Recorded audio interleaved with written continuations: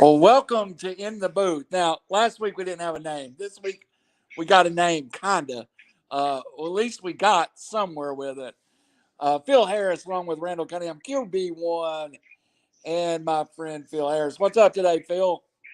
Oh, not too much. It's been a busy day, but sit down for a few minutes and relax and talk a little bit of sports. Well, Phil, I'm going to start with something tonight. First, we're calling this a 33 podcast production.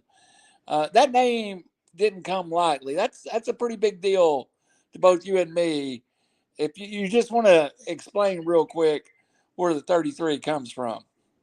Well, it's kind of sort of, maybe it's a conversation piece. I don't know if it'll last as being a title of the show.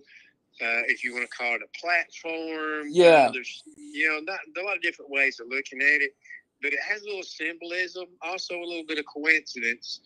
But, as we've talked about before, I had a liver transplant, and I'm 3 years out from that.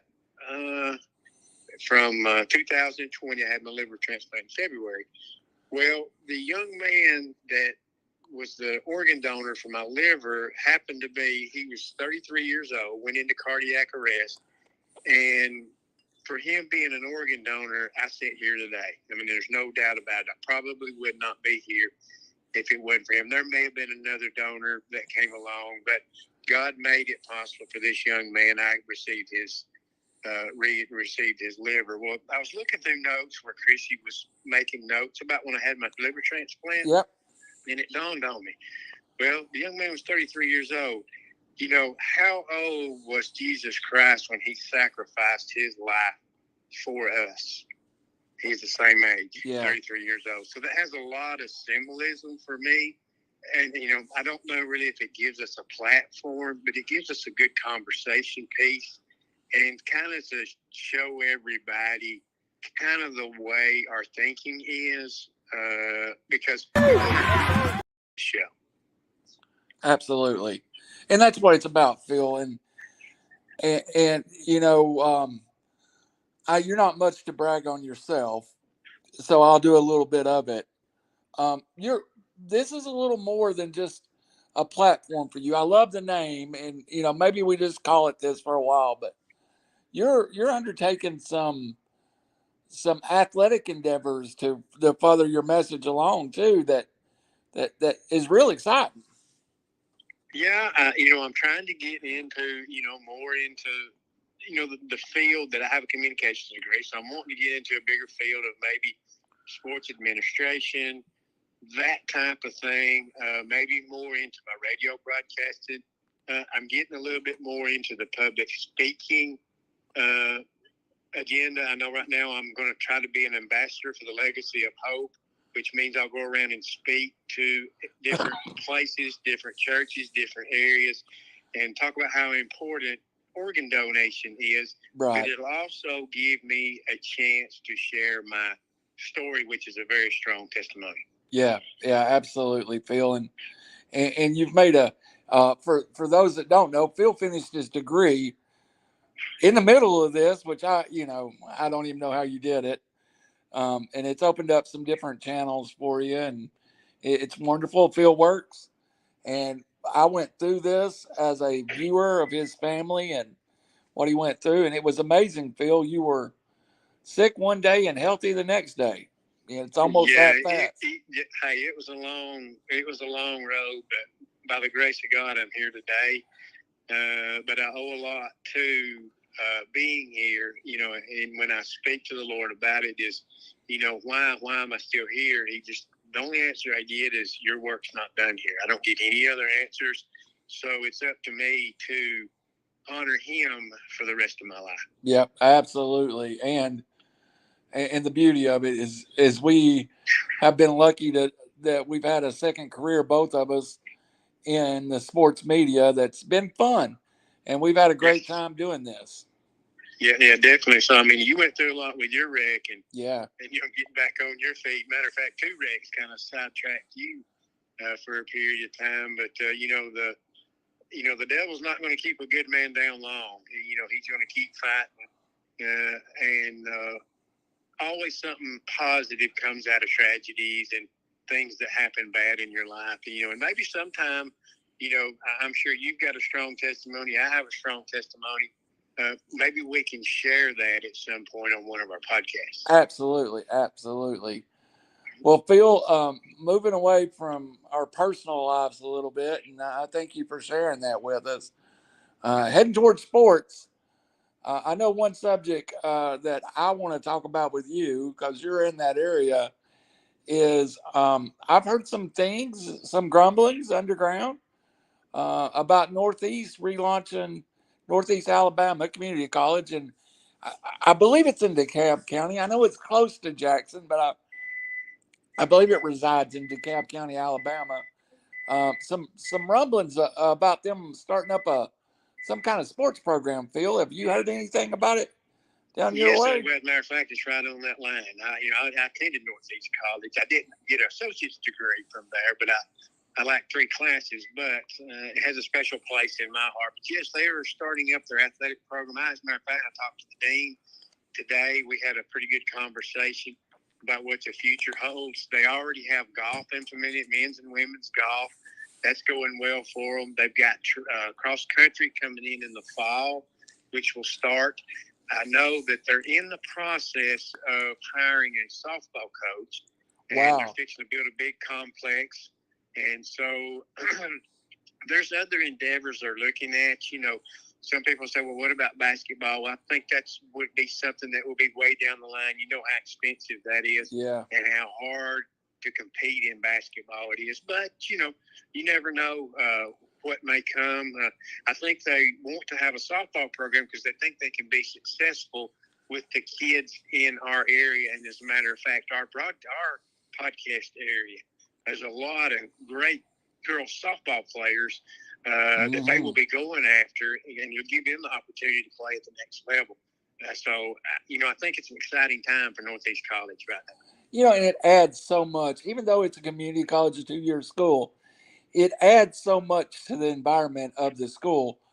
I have a friend that played baseball at Chattanooga State, and you would be shocked to go watch a baseball game at Chattanooga State to see how many people are there and how much excitement they are around the program.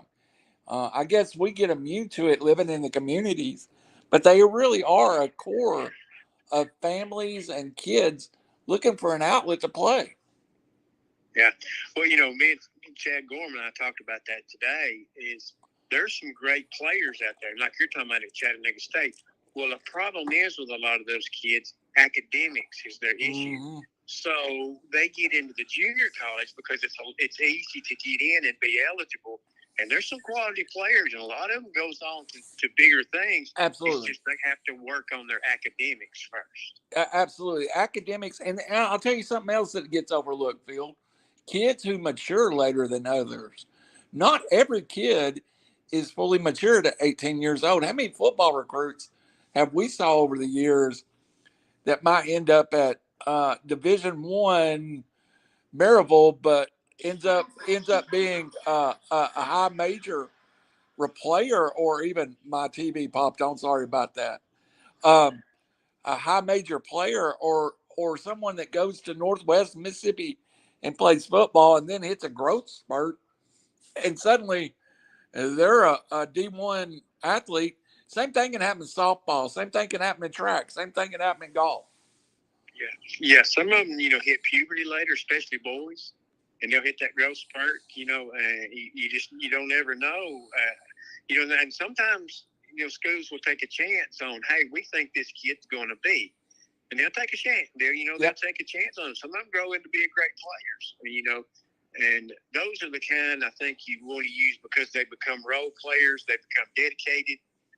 They know that they've gotten there because of their effort and, not necessarily athleticism. And they have to constantly prove themselves. So they turn out to be valuable people in your program. Absolutely. And the thing about it is not everybody was meant to play football at Tennessee. Not everybody was meant to play football at Alabama. Not everybody was meant to play softball at Oklahoma. and it's a way to further your education and get to play sports, which everybody loves. Yes, definitely so. I mean, you can move mountains with a mustard seed. So, if it's God's will, He's going to make it happen. Or, sometimes you have a big say so in it. But God can move mountains. You just got to be the one there to give the effort. Well, we'll keep everybody up to date as we get information. And Phil, will you be, you'll be in that area anytime you get new information about Northeast. Please bring it to the podcast and let's follow this closer. Yeah, I sure will. I think we have kind of sort of have an understanding maybe when they name a softball coach that maybe we can have them on, him or her, whomever they hire, because they're in the process of hiring right now. So maybe we can have them on the show and start, helping them out when it comes to recruiting time. Absolutely. And, the other thing that's always wonderful that we can help with is as they do fundraisers and as they do different stuff, we will be happy to be involved in that and advertise for them and post and do whatever is necessary to try to put their name out there, Phil. Yeah, definitely. So, and of course, people like you, they're big pillars in the community. You can write fat checks sometimes, can't you? I can write a fat check. It'll bounce, but it'll weigh about 200 pounds. But it ain't worth nothing. Hey, you ever saw the Clampett episode where Granny had big money hid and it turned out it was Confederate money? I think it was the story. So that's kind of me. I got big money. It's just not good anymore. Well, if you're like me, I have that monopoly money. Yes.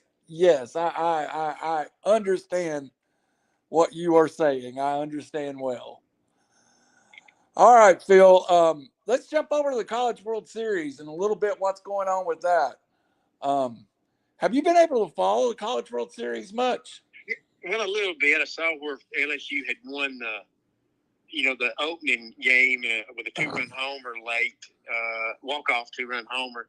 And, boy, then Florida turned it on yesterday. I mean, they could do no wrong. And just, set all kinds of records and beat LSU 24-4. So it's tonight's the best of three. It's the championship game.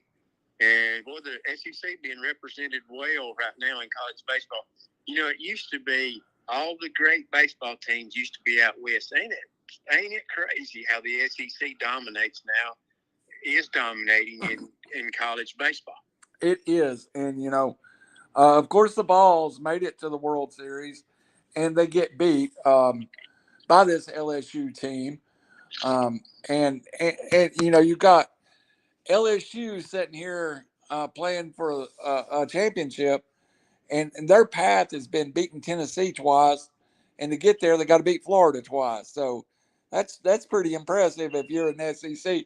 And I know the game's ongoing right now. We won't give an update in case somebody's listening and recording, but the game is ongoing. I think first pitch was at 7:00 today, so that's going to be a lot of fun. Did you see LSU's pitcher screen that had transferred from Air Force and now pitched at LSU?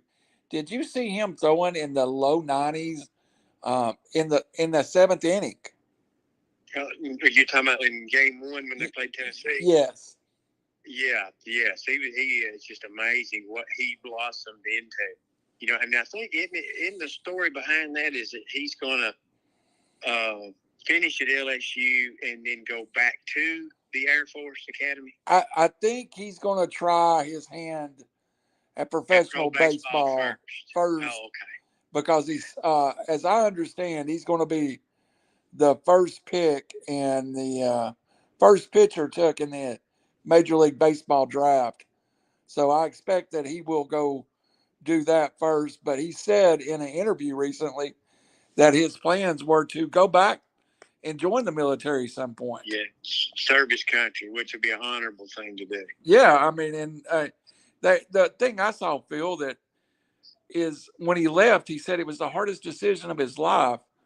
But, if you've grown up playing baseball and you want to pursue that as a profession, and he's such a good kid, I don't think anybody can blame him for wanting to pursue an MLB career.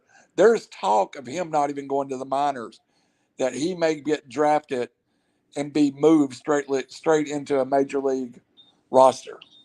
Yeah, that's one of them where we should go ahead and get him up there before he changes his mind. Yeah, absolutely, absolutely. And I'm watching the game, and let me just say right now, our folks south of us is probably a little happier than the folks south and west of us. So that's all I'm gonna say. Yeah. But crazy enough, Phil, this talk about baseball, and we've been watching the College World Series in softball. It got us talking about something. It got us talking about ERA. Now, Phil, I'm telling you, when I was a kid, I read the back of baseball cards nonstop, and I got one that once told me how to calculate ERA. Yeah. And to this day, I probably couldn't, and I even got a degree in mathematics from the University of Tennessee. I could probably do ERA where I couldn't do a equation, algebra equation for anything. Yeah. It's kind of a stat that's crazy how you figure it out, and it's different between softball and baseball. Tell us a little bit about that. Well, our system, most everything's based on base 10. Most everything is our number system is base 10. Yeah. But a lot of things, and people don't really think about this a whole lot, but like our clock, it's a base 12. So when it's 15 after, it's a quarter after. Right. So that's a base 12. Okay. In our number system, a 1 is a 1. So, and it can be complicated. It's not. In my head, it's not complicated. But baseball, as you see, it's 9-inning game. So everything is based on a base 9 scale. And I took this class in college, and I watched people's mind blow up, but I loved it. I mean, how to do this. But, basically, and a lot of people don't know. You go, I'm going to give you an example, like, to try not to be too complicated with it.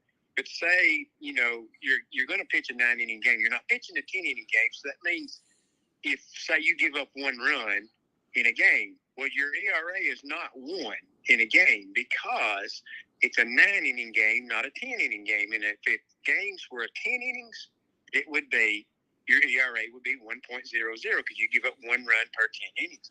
Right. With baseball, it's a 9-inning game. So what you have to do, you have to take innings pitched and divide that by 9. And we're going to give an example. Say you've pitched 45 innings. You divide that by 9, that gives you a 5.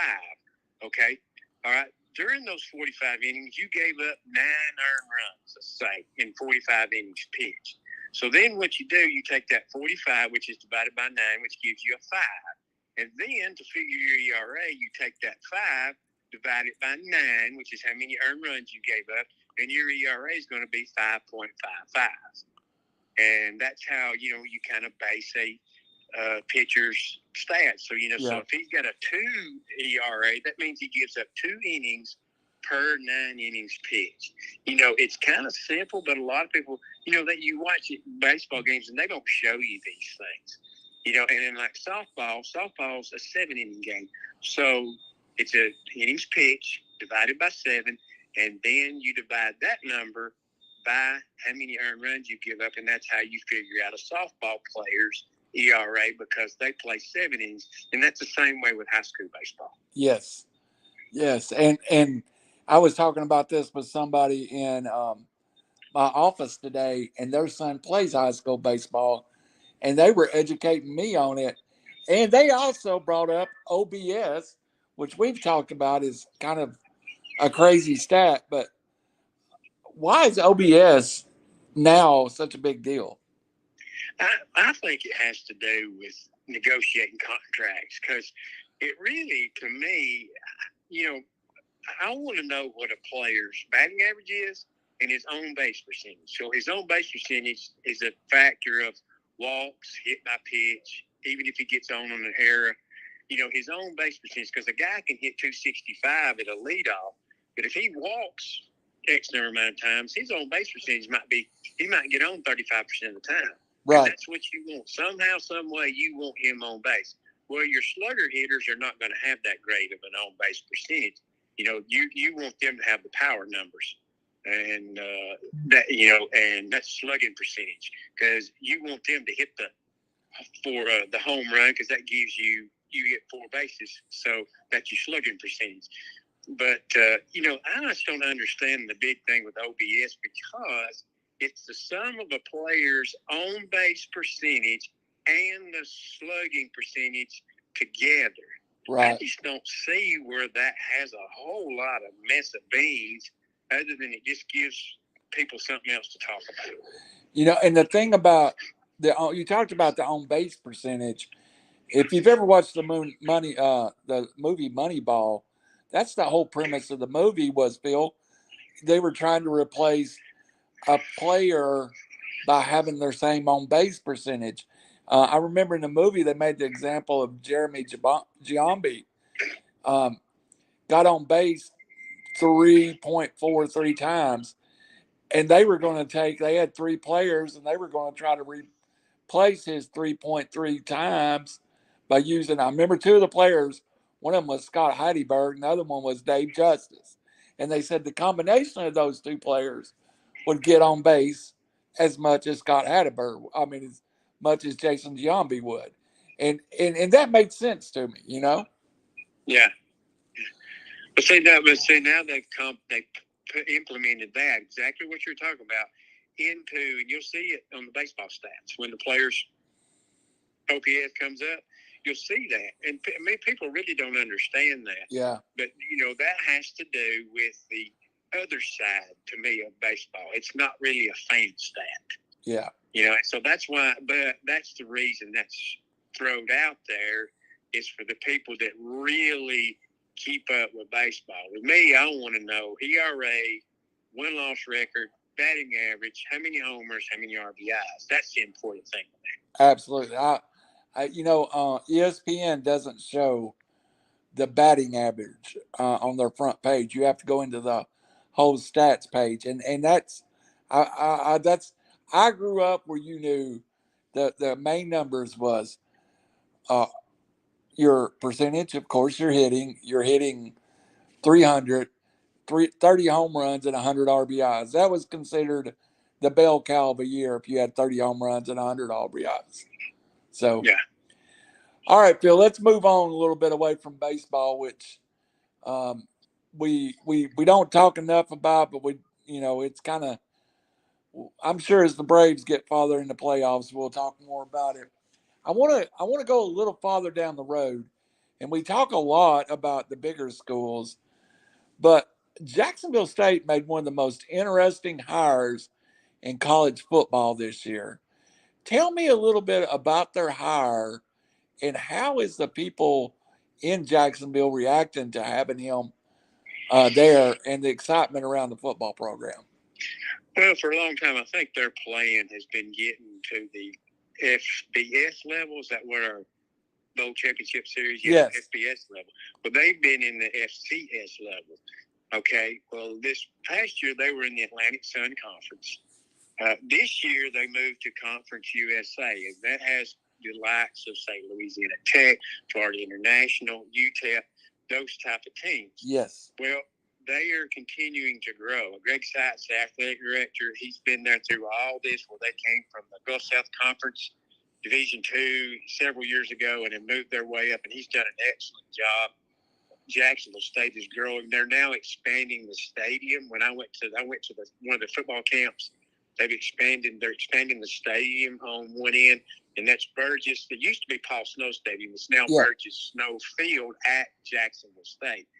And then they're also building a $5 or $6 million indoor practice facility. I saw their practice facility. It has worked well for what they've had, but they need a bigger one. Because, they're playing high-level football. They play at South Carolina. They host Louisiana Tech. They've got some big names coming in. I know they signed a home and home with Southern Miss coming up. So Jacksonville State is on the march upward. And I sort of kind of keep up with him, because when I did basketball, I spent a lot of time down at Jacksonville State and kind of got to know Greg Seitz a little bit. He was sports and information director then. So I kind of sort of on the backside, I love UTC. I also like Yeah. Jacksonville State. I want them to do well.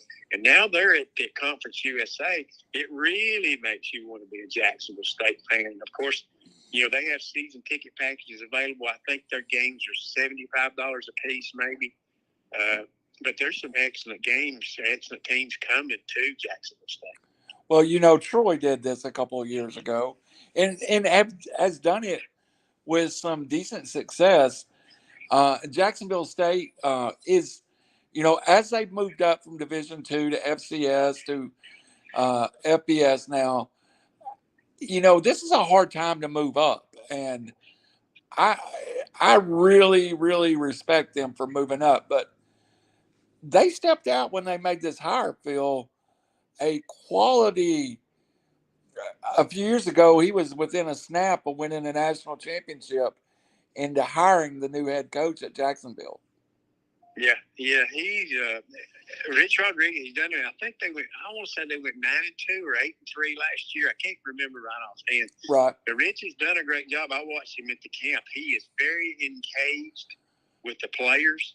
Uh-huh. It's his camp, and he ran the camp, and he had a lot to do. He was very motivating to the kids. You could hear him speak, who were far away from him. You couldn't hear everything. But he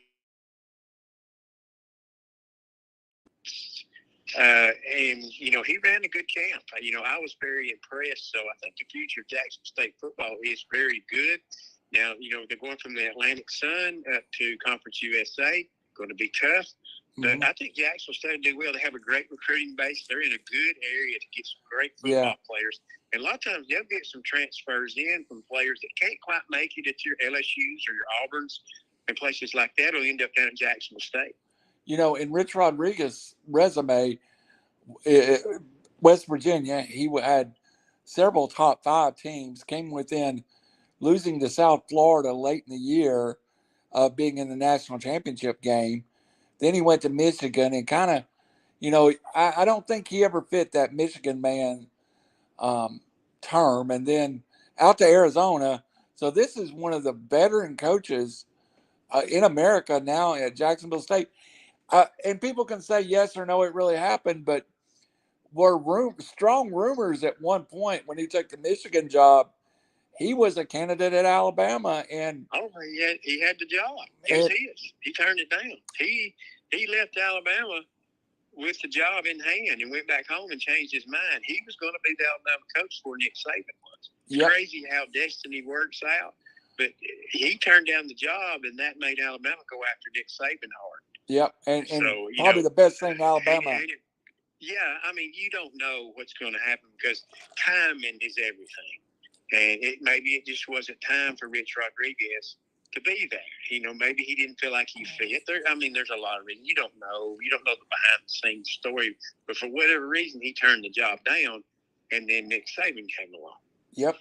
And made an All-American of Pat White, a kid from Alabama at West Virginia. He finds different I think a lot of times the 5'11" quarterback at that point of view in life was getting overlooked, but he's able to find athletes that can be athletic and do different stuff, and put them in that offense that he runs, which is a spread run-based offense that is just unique. He is going to throw the ball all over the lot. They're going to pile up the points. They did last year. Several times they scored over 40 points. They're going to sling the football around. If kids are going to play there, they better know how to pass the ball. And they're going to have fun. It's just like playing. Yeah. Oh, yeah. What do you think the overall program image is now in the North Alabama area? Were you saying high school? No, at Jacksonville State. Does folks around there now start rallying to Jacksonville State? And well, I think kind of the macro. It's kind of like we are with Chattanooga. They're kind of the little brother, but you root for them, right? And like I've got a nephew. We had some tickets we gave away. I got in touch with Greg Seitz, and the sports information department donated 4 tickets to a fundraiser we had. And a lady, right now the mayor of Hammondville, won the tickets.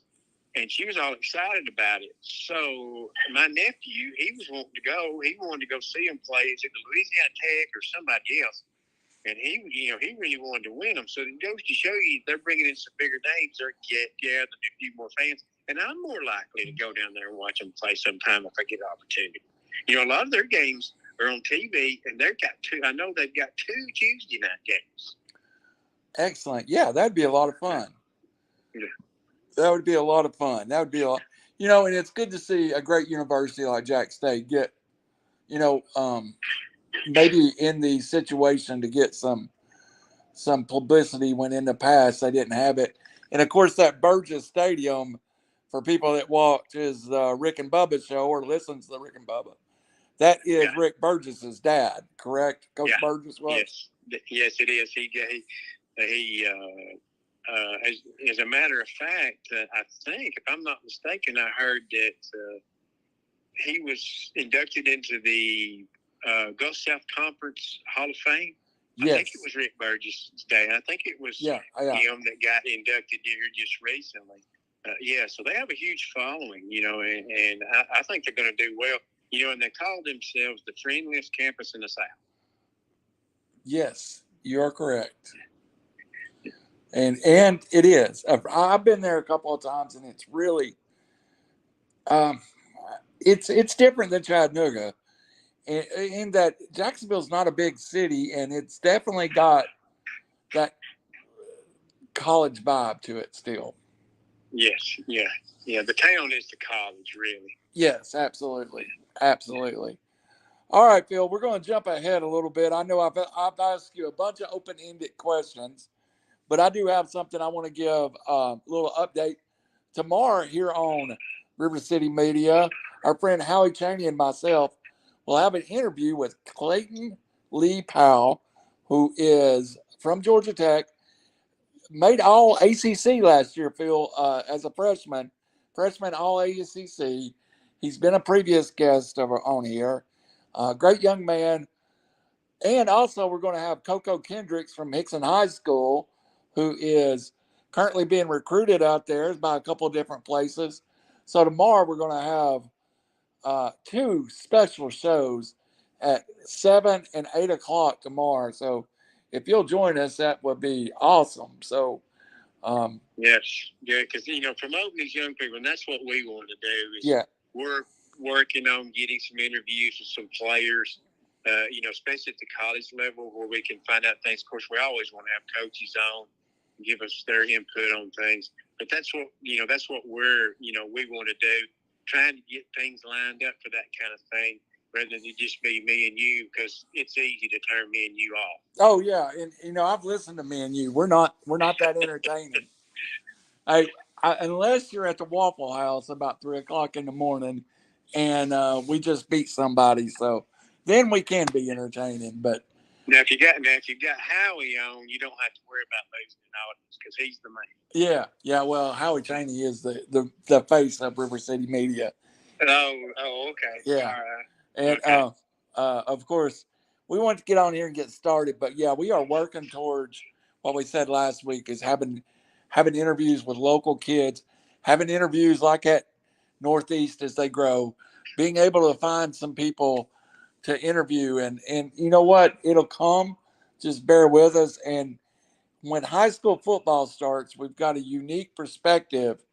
Phil, at QSB, I guess y'all go from one border of the state to the other one, Phil. Is that not correct?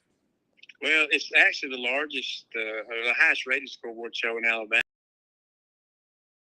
Touch what we do, and and I don't really like this, pat us on the back, but Jeff and I get to do what we love to do, and it's a blessing.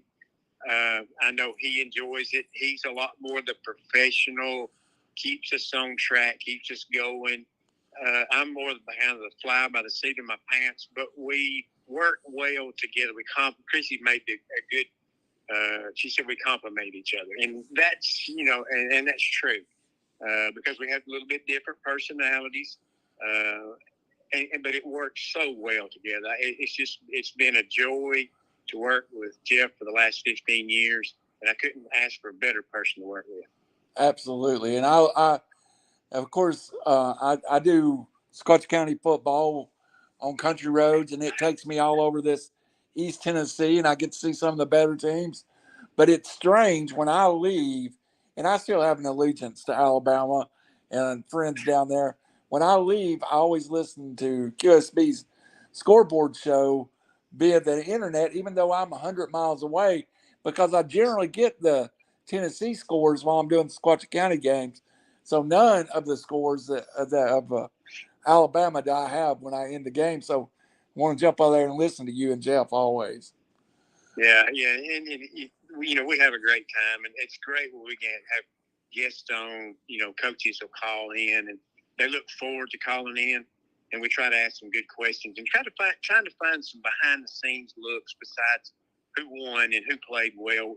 We want to know what's going on with the program, stories behind the kids that play, because it's about them. It's about the kids that are playing, communities, and all those things. And definitely we're always interested when they go to the next level, because it don't matter what color you wear. We want you to be successful in the game of life. That's what it's all about. Absolutely. Now, listen, you don't have to talk to Tyler Rand after a loss, though. I do every week at Sylvania High School. So let me just tell you, Coach Van, great interview on games we win. Losing that night on Wednesday night can be a little rough, Phil. So that's all I'm going to say. Yeah, he's all right. He'll be okay. Yeah, great. It's great. We have a great relationship with Coach Van here at RiverCity-Media. He's a good guy. And I think he's the type of person, too. He's as disappointed for the kids as he is himself. I think that's what it is. That he feels like he failed the kids if they lose. And we set him up one time, Phil. Had his wife on as a special guest, and had her ask him if he was going to get any more 15-yard penalties since he had blown up the week before. So he still haven't forgiven us for that one. So me or Hallie wouldn't ask him that, but how can he get mad at his beautiful wife? So yeah, so y'all fixed him up good. Yeah. Coach Van, great friend of the program, and hey, they better not play bad music at practice either, because we get him right after practice. He'll give you a music critique in a heartbeat. So, but Phil, we do share a love of SEC football, so I want to jump ahead a little bit, and I got some time to review schedules this week, and we've talked a little bit about it, and I want to talk about the SEC East in particular, and two teams that I think they got their schedule for 24. Boy, it remade their program. And I want to ask you about, let's start with Kentucky. Kentucky has had a favorable schedule, and they've always been able to play the weaker side of the West. But now Kentucky is starting in 24. Has got to step up and play big boy football. Yeah, no more cupcakes, and this is not any disrespect toward Mississippi State, but that's been their crossover. And that's one of those where most of the time you got a very good opportunity to beat them. Not always. I mean, Mississippi State has beaten them, but it gives you a fair shake. But they've had that schedule luck. You don't see Alabama often. You don't see Auburn often. You don't see Texas A&M often. They have to play them at some point. But Kentucky has made a living off of winning 4 cream puff non-conference games. Early in the year, too. But Louisville's been down. And then they'll win 2 or 3 conference games against inferior teams. And then everybody talks about how good Kentucky is. And they've had some good teams. But, them at 8-4 is not a real good season to me because of the schedule they have had. Well, they can't hide behind that anymore. They're going to have to play with the big boys.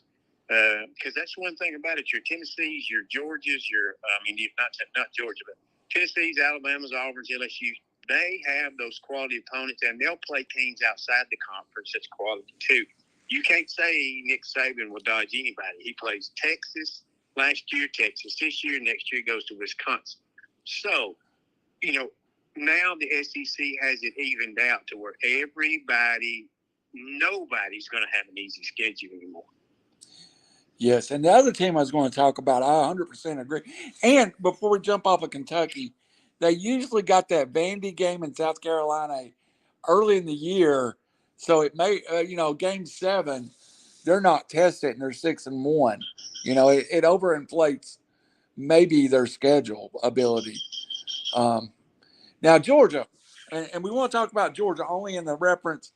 Georgia had a home and home schedule with Oklahoma that got canceled because of Oklahoma joining. Their crossover is Auburn. And Phil, since Auburn has been on the downside, Georgia's schedule has gotten incredibly easy. Not that they didn't deserve the 2 national champions, but just like this year, until game 11, which is Tennessee and Knoxville, and I guess you still include Florida in the cocktail party. That's Georgia's test in 23. Yeah, it's gravy. I mean, I'm just going to tell you right now. I'll throw them on the bus. It's gravy. You can sit and look at their schedule and you circle Tennessee. That's their game. The rest of them, they're going to be heavily favored in. Unless they just have a hiccup like last year, they almost did against Missouri. That's probably going to happen one time. And if they win that game, they're going to be undefeated when they go to Knoxville. Yeah. There ain't no doubt about it. And it doesn't matter how good or bad they are because they're going to be good. Ain't no tell. They're talented. Yeah. They've got a great football team, but their schedule is atrocious. Now that we go to this new scheduling, that's going to be of no more. Like next year, they're going to have to play Alabama. They're going to have to play Tennessee. They still got to play Florida. So, and I think they also got Texas. Yeah. So now they're not going to be able to dodge the big boys anymore. They're going to have to play everybody just like we do. That's like when we struggled. We were having to play Georgia, Florida, Alabama, all those teams right in a row. So a lot of times we would have a decent football team and be 0-3 in conference play because Alabama was a given loss. You just go ahead and say it. At the first of the year, in the middle of the year, we were going to lose to them. So we were 0-1 before season ever started. So, Georgia has had that schedule luck, you want to say. And it's gone well for them. And it's not to say they deserve to win that championship. They were the better team. No doubt they beat Tennessee. They were the better football team. Absolutely. But now they're going to get a little bit more challenged after this year. And Phil, part of the reason that I bring this up is I think some schools, not some schools, all schools that in the East have struggled over the last 10 years. And Tennessee had a good year last year, but as Tennessee comes up, Florida comes down. And it's been a real roller coaster over in the East. The power of the SEC has been in the West. Yeah, because your Vanderbilts, Kentucky's, Missouri, and South Carolina are not going to maintain. They're going to have good years every once in a while, but they're not going to maintain. You have to look to Florida, Georgia, and Tennessee to maintain. Florida and Tennessee has not been able to. Nope. Neither one of them has. And so that makes it an easy track for Georgia, and that's really why the West is dominated, just because Tennessee and Florida have not been much of a factor. And so the West is dominated. Well, it kind of sort of swung a little bit last year. Georgia had some success, and Tennessee had success against Western teams that they haven't had before. So it's kind of changed a little bit. And, of course, with this going to this new system with, with Texas and Oklahoma comes in, everybody's even. No West, no East. You play quality football every week. And bringing Texas and Oklahoma in, everybody in the SEC, I don't know if it'll stay this way, but in 24, all 12 other teams are going to get to play either Texas or Oklahoma. And I intentionally think they set up the schedule so it wasn't until this week, Phil, but I get your opinion. What do you think of what do you think of year one of Oklahoma in the SEC and having Tennessee go there, which I wasn't even putting 2 and 2 together. Basically, they scheduled Josh Heupel to go back to Oklahoma in the first year of Oklahoma being in the SEC. Well, I think they put in some things like that to make it a lot more interesting, a lot more fun. That's going to be a fun game. It's going to be fun for Oklahoma fans. It's going to be great for Tennessee fans, and that's a great way to kind of sort of kick things off. You wonder if they're not going to play that game early. I feel like it. I feel like it might be the first SEC game. Yeah. Because we don't know that yet. And it's going to be a lot of fun. And I do think it will, until somebody knocks Georgia off, they are Georgia. They are the two-time defending national champions, and more power to them. And everybody can make fun of Stetson Bennett all they want. He won two. I'd love to win two. But I do think this will make Georgia compete a little more week in, week out than they've had to in 22 and 21. Starting in 24. Don't you agree? Yeah, I think it will. It's kind of sort of leveled the playing field for everybody. Of course, I know we're going to go to a 9-game schedule the next year because if the way they've got it done right now, after this year, you're going to take away the traditional rivals. So they've got to go to a 9-game schedule. Yeah, you kind of kicked it around one day what Tennessee's schedule would look like if they just rotated everybody off this year and rotated everybody on next year. And there's not. I think the closest game we would play would be South Carolina. Yeah, in Auburn, we would play Auburn, LSU, Texas A&M, Missouri. Yeah. And so, in LSU, Auburn, it would just not be those traditional rivals. Now, Auburn, yes, I'd love to play Auburn every year. It's one of those rivalries where we don't hate each other. It's a very respectable rivalry. I've been to Auburn. I've been to Knoxville. I've watched them, and it's a great fan game because that's one of those where the fans don't really hate each other. No, they have the utmost respect for each other. Well, we're the enemy of the enemy too. Yeah. Auburn's the only place you can go and say, I hate Alabama at a Tennessee Auburn game, and everybody goes, yeah, me too. Yeah. They're going to agree with you. Yeah. All right. So let's jump over to the last subject we'll cover tonight. And again, everybody, Coco Kendricks from Hickson High School here at 7 o'clock. At 8 o'clock, Clayton Lee Powell from Georgia Tech will be here along with our buddy Howie Cheney. Let's talk about the videos that came out in the last week. First off, have you seen, or let's start with something else. Have you heard the rumblings about Joe Milton and the Manning camp? Oh yeah. How strong his arm is, where he can throw the ball 40 yards with like a flick of the wrist. And Cooper Manning was amazed how far he could throw a football. Yeah, we saw it. We saw it last year. I remember the Ole Miss game 2 years ago when he threw a ball down into the end zone, and it was thrown so hard it banged off the wall and sounded like a bomb go off. Went through the receiver's hands. He has a cannon. And I don't see how the receivers catch the football. No, I don't either. Hey, we missed a question from Howie Cheney. We'll go back to Joe Milton. He wanted your opinion, Phil, on will the new SEC schedule hurt an SEC team winning a national championship? No, I don't think so, because you're going to have more teams in. I mean, it's set up where you could have. I saw an article where you could have 7 teams in from the Southeastern Conference. Yeah, I think a minimum will be 3. I think on a poor year, you're going to have 4 teams in that final 12. Yeah. Now, when you get to that part, is this SEC grueling schedule going to wear teams down? I think so. When you get that far in and because SEC teams are beat up. They get a little rest during bowl season. And then when they come out in bowl games around New Year's Day, most of them's fresh and they kick your butt. Yeah. Because they're fresh. Now, at the end of the season, everybody's beat to death. So you're going to go right into the playoffs. I think some teams, in my opinion, will suffer. But I think you're still going to have a couple that come through in the end. I mean, look at LSU and Florida playing the baseball final. Look how grueling the SEC schedule is. Okay. Well, those 2 teams finally come out of the pack. Maybe some of the teams were just worn out and injury riddled. You don't know. They're not going to tell you. And that's what happens in the SEC. So, yes, early rounds of the playoffs, I think SEC teams could get hurt by having to play so many games. But still, the cream is going to rise to the top. I agree. Okay. Back to Milton. And you were talking about that pass in the end zone. Let's go back and could you not hear the football pop when it landed?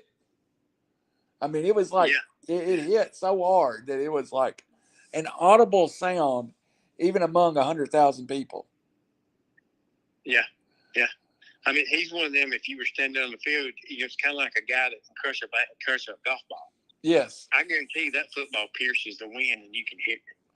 well, Because I've heard golfers hit golf balls, and it sounds like a wiffle ball going down through there. You just hear it pierce the wind, and I don't doubt if his football is thrown, don't do that.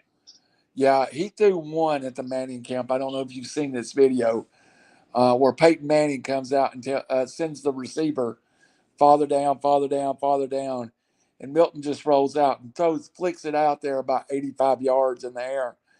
Um, Phil, what's he got to do to have success this year? He's got all the arm strength in the world. He's an athletic guy, but what's he got to do to be successful? And he's talked about it. He goes, he said, I want to be like Peyton Manning. I want to be perfect. He said, I've got work to do. And I guess you would say, I don't what you call manage the game, but he needs to concentrate on the little things. He's got the arm. He's going to be able to get the ball there. But, his check downs, his reads, get people in the right places at the right time. That's what Hendon Hooker was so good at. He would come to the line of scrimmage, and he found the mismatch. And that's what Joe Milton's job's going to be. Because Heupel's offense is going to create mismatches. Milton has to find them. All right, I'm going to ask you two different questions here, but they're one question in the same. There is two schools of thought. One, Joe Milton was a failure as a starter at Michigan, got a taste of it at Tennessee and failed. Now, what makes you think it's any different now than the other two? Maturity. Okay. Sitting back and watching in maturity, and then he had success in the bowl game. You don't think that gives him confidence? It's about maturity and making that next step. He's paid his dues just like Hendon Hooker did. Hendon Hooker was not successful completely at where he came from, or he wouldn't have came to Tennessee. No. And then he excelled. And what coach would you want to be on your side if you want to be a successful quarterback? And that's Josh Heupel. So I think maturity is so key. And really, Hooker had to be perfect. Milton don't have to, because I think Tennessee's going to be good enough defensively that Milton doesn't have to be perfect. And also, I think he's going to have a better run game.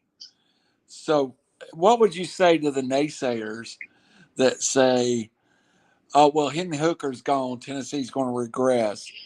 If Josh Heupel took Hendon Hooker from an average quarterback, can he not do the same with somebody with maybe more athletic ability than Hendon? Hendon was great. Don't get me wrong. Not criticizing. Love Hendon. Got two quarterbacks signed jersey in my office. One of them's Peyton Manning. The other's Hendon Hooker. And I think he means that much to our program. But how are you one of those guys that one of the talking heads that go, Tennessee's going to win 8 games without Hendon Hooker? But Hendon Hooker was under Josh Heupel, who took him to average to great. How would you address that hater or that press man that now says, well, he can't do it with Joe Milton? It's a wait and see. I mean, I may be wrong, but, I just think that Milton's going to be surrounded with a better supporting cast. Why was Mac Jones at Alabama so successful? Did you see the receivers he had? Yes. It was unbelievable. Now, Bryce Young last year didn't have those receivers. He had to do it makeshift. He had to make things happen on his own, and he was unreal. It's like the Pete Maravich of football. He was just unbelievable. So I don't think that Milton, I think he's going to have a better supporting cast. Got good receivers. They brought in a lot better defensive players. They're going to be deeper. And he's going to have a running game. I think they can line up. So if they want to run down your throat, they can do it. And so I think that Tennessee can pick and choose. They won't all the time be throwing because they have to. Right. They'll be throwing because they want to. Phil, Joe Milton's time that he did get to play last year and the years before, there is I don't know how to say it. I tell people that it's almost an electric excitement when you see him in the game because you just don't know what you're going to see. Have you ever, and I know I saw Heath Schuler play, and he didn't have it. Have you ever seen a quarterback, Michael Vick, maybe that could flip his wrist and throw the ball 60 yards in the air? Oh, it's just amazing to watch him. It's just effortless. He's such an outstanding athlete. It just looks like he's just so fluid. Yeah. He's not in no big hurry. Sits back there, and that's the good thing about him too. He'll sit in there. He'll take it. Don't bother him. He'll just sit there and he'll just flip it out there. And it's amazing. And it's a dart. You better be ready, because if you don't catch it, it's going to stick in your face mask. Yeah. He was up at Barstool in New York and was playing catch with one of their reporters, Phil, and was just doing a little toss back and forth. And the reporter said, "Let me see a fastball." And he threw one, and the guy was dodging out of the way because as it came to him, like a baseball pitch was coming at him. That's right. You get itch in the head, you're going to have a concussion. Yeah. All right. Another in the booth. About 60 years of in the booth with us. And Phil, I appreciate the show tonight. And again, we before we leave, we want to talk one more time about why we have the 33 up and just the meaning and everybody can support it. Or do you have or can you bring next week? Maybe we can post some links to the hospital or the fundraisers or some stuff. Well, in time, I've got to go through a training process, and I will know more about how to do those type of things. I have to go to be an ambassador for the Legacy of Hope. Mm-hmm. I have to go through a training program to tell me what to do, how to do it, and all those things. Then after that, I will know how to do that, because they send you a packet. You have to go through an online training course. And so I don't know a whole lot. All I've got right now is the green bracelets that I have, and stickers and a brochure. That's kind of the only thing I've got right now. But in the future, I'm going to be able to do that. We can always give to the Randall Cunningham Let's Go to the Buffet Fund, because Lord knows I like to do that too. Yeah, that's expensive. I know. And buying new clothes at 300 pounds gets expensive. So I've got to lose 20. Well, maybe you can get some sponsors and they'll furnish clothing. That's probably what you need. You need to find Nike or Adidas, and maybe they'll furnish clothing for you. It's half the size of a billboard. I put it that way. So I tried on my Tennessee jersey for football season. I've got to lose 20 pounds or spend $100 on a new jersey. So I think I just go ahead and buy a jersey, because I don't think I'm losing 20 pounds. Yeah. So, I understand. Hey, and what we was talking about the 33. Hey, we want some feedback from people. Is it a good name? Do you have some ideas for a name? Engage and let us know. We want to know what you think, because the people out there is part of the show. We want to know what do you want us to cover? What do you want us to talk about? I mean, we can have guests on, but we want to know what the audience wants to hear. And I know people love stories. They love to hear stories about people's success, about how they come from nothing to get where they are. And that's a huge thing. And people need that kind of reinforcement, because, people get down, they get in the dumps, they get in a rut. And when they see somebody out there that picks themselves up, it gives them motivation. And that's what life's all about. It's building relationships and helping others get on their feet again when they're down. Well, that's the sole purpose in life to me. That's a good point. And, I almost forgot to mention something I was excited about.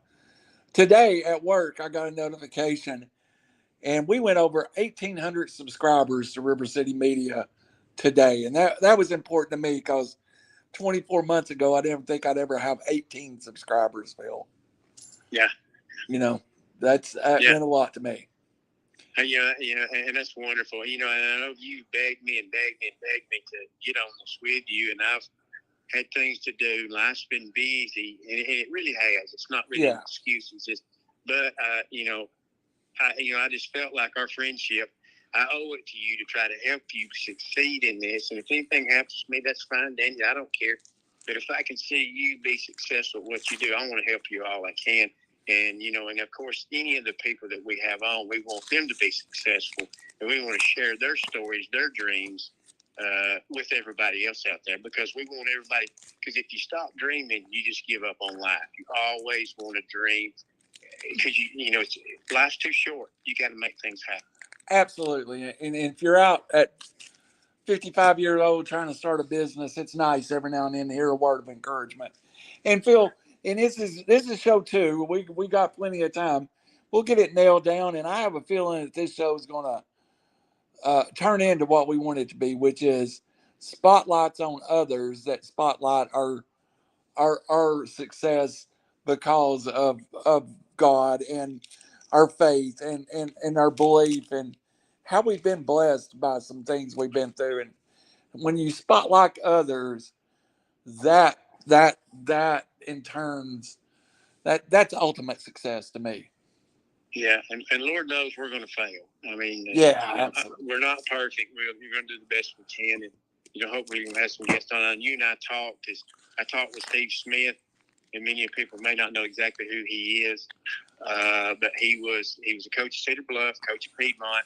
He's now at Westbrook Christian, a man of God, loves his kids, has been successful not only in the game of football, but successful in the game of life. I've always thought the world of him. Hopefully, I'll send a message to him. Maybe we can get him lined up and have him on next week. Yeah, that would be a great story and a winner. And people they keep score because you want to win. And Coach Smith is a winner in life and on the football field both. Yeah, definitely. So and I've also touched base with Jeff Allen, who's the co-host of the show I'm on.